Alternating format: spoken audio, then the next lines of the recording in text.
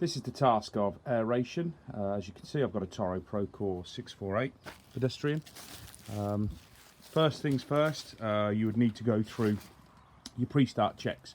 So you'd need to be able to demonstrate to the IEPA that you can carry out all the pre-start checks that are necessary upon this Procore. So first things to look for, obviously you've got engine oil in here.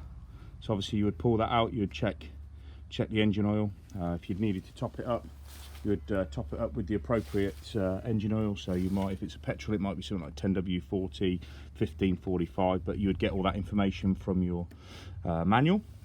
So secondly, you make sure you have enough fuel within your fuel tank.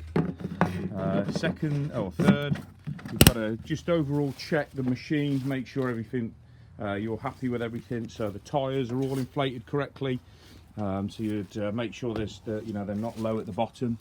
You would be checking all your tines, so as you come round, so you're making sure all your tines are in place, and you've got 4 in each. Okay, you've got 6 heads, so 24 tines. So you're making sure that you've got all the tines and they all seem nice and secure in there. Okay, and then you're just generally looking around the machine to make sure there's nothing that you think is out of place or doesn't look right.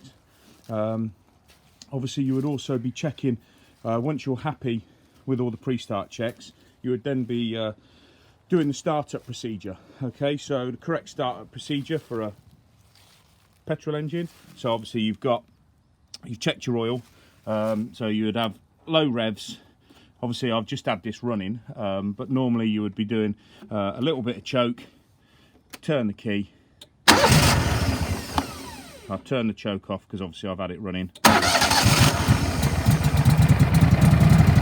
Next few revs, and obviously just to make sure that also turns it off. Okay, so thinking of risk assessment, so you'd need to cover 5 steps to the risk assessment. So firstly, the types of hazards associated with this. Obviously you've got noise, so to control that you'd be using your ear defenders.